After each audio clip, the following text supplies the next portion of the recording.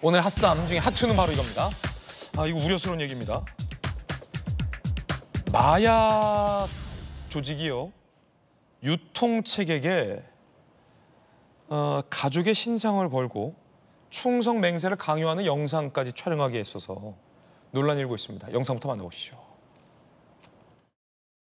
케타민 등 밀수하거나 드랍할 예정이며 만약 물건을 가지고 도망가거나 문제가 생길 시 제 집에 마약 배달이 오는 것에 동의하며 저의 신상과 저희 가족의 모든 신상을 마약 밀수에 사용하는 데 동의합니다. 드랍퍼로서 문제를 일으키지 않고 열심히 활동하겠습니다. 만약 물건을 가지고 도망가거나 문제를 일으킬 시 집에는 마약 배달이 오는 것에 동의하며 저의 모든 가족의 신상과 저의 모든 정보는 마약 밀수에 사용되는 데 동의합니다. 지게로서 활동하게 되어서 다행이라고 생각합니다.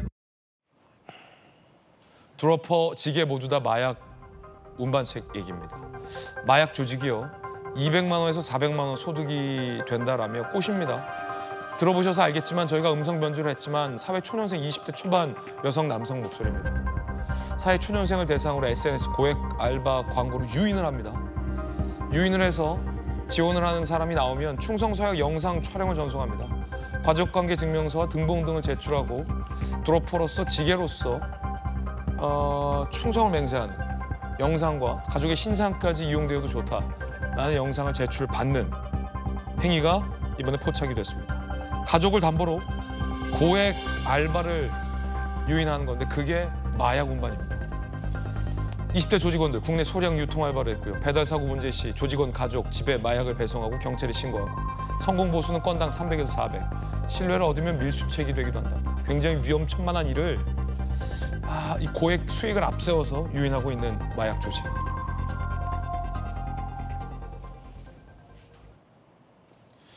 이건 상당히 심각해 보입니다. 정익진 변호사님. 네네. 20대 아들, 딸 두셨잖아요. 네네. 저도 어린 아들, 딸 뒀는데 사회 초년생은요. 아직 이 분별해야 할 분별력이 성숙되지 않은 상황이에요. 아직 기성세대와 우리 사회 어른들이 보호해줘야 할 의무가 있는 세대란 말이죠. 네네. 그만큼 취약한 사회 초년생에게 300~400의 고액 알바가 있다면 유인을 하고 그 유인은 마약을 운반하는 것이 얼마나 위험한 것인지를 아직 제대로 의미조차 모를 사람들에게 가족의 신상까지 담보로 영상을 찍게 하는 이 조직이 문제인데 네네. 어떻게 보십니까? 이거 심각합니다. 그런데 그 아이들이 다 알아요. 모르는 게 아니에요. 아이들이 요즘은 우리 때랑 달라가지고 인터넷, 스마트폰 해가지고 뭐가 위험하고 뭐가 좋은 것인지 다 아는데 알면서 저러는 거 아니겠습니까? 저 정도까지 우리 사회에 마약이 침투되어 있다. 저는 그거 굉장히 경각심 가져야 된다고 생각을 하고요. 실제로 우리 애들이 이제 한 20대 중반 정도 되기 시작하는데 우리 애들 친구들 중에 마약 해가지고 잡혀간 애들이 있더라고요. 그래요? 실제로 있어요. 그래서 이게 간단한 문제가 아니고 정말로 그 청나라가 왜 무너졌습니까? 마약 때문에. 마약 때문에 무너졌어요. 그다음에 미국도 지금 마약이 굉장히 심각하지 않습니까? 그러니까 우리나라도 이런 부분들에 대해서는 진짜로 모든 국민들이 일치단결해가지고 마약과의 전쟁이 지금 진행되어야 한다. 전 그런 생각 듭니다. 전주현 의원님 판사 출신이시지만 한동훈 대표 법무장관 시절에 피자 한 판 값에 마약을 접할 수 있는 날이 올 거다. 라며 아이들 엄마가 아기들 학교 보낼 때 차 조심해라 라는 말을 수십 년간 우리 엄마들이 해왔는데 이제는 마약 조심해라 라는 말을 하게 될 날이 올 것이다. 또 5년 경고했는데 지금 온 것 같아요 이미. 그 5년 사이에 그 마약 범죄가 굉장히 늘었고 특히나 우려해야 될 게 청소년 마약 범죄가 너무 늘었습니다. 그래서 그런 점에서 그 마약을 사실 단속하기가 적발하기가 굉장히 어렵거든요.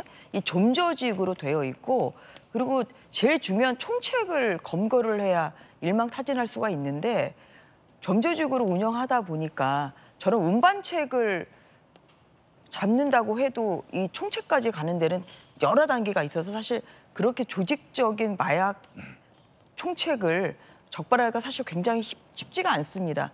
그런데 아시겠지만 이제 검수완박 국면에서 마약 범죄가 검찰의 직접 수사 범죄 대상에서 또 빠졌어요. 사실 그것도 문제고요. 검찰에서 어떤 시행령으로 조직적인 마약 범죄는 직접 수사 좀 할 수 있는 그런 여지를 만들어 놨습니다만 어쨌든 간에 검수완박 그 법이 이제 시행이 되면서 마약 범죄가 직접 수사, 검찰의 직접 수사 대상에서 일단 빠졌기 때문에 좀 그런 면에서도 좀 아쉬움이 있고 어쨌든 간에 경찰과 검찰이 정말 힘을 합해서 이러한 마약 범죄를 좀 더 신속하게 또 발견하고 또 이 특히나 일망타진할 수 있는 뭐 이러한 좀 노력을 해야 되지 않을까 싶습니다. 이제는 뭐 정파를 떠나서 뭐 검찰이 마약 수사하는 거 본 사람 신고해달라, 어떤 정치인은 그런 말도 과거에서 논란이 있었는데 그런 어떤 정파에 묶일 문제가 아니라 초당파, 초정파적으로 그러면 검찰, 경찰 따지지 말고 마약 수사 잘해왔던 사람, 잘하는 사람 다 모아서 마약청이라도 만들어야 될 문제 아닐까라는 우려감이 듭니다. 뜨거운 소식 함께하고 계십니다.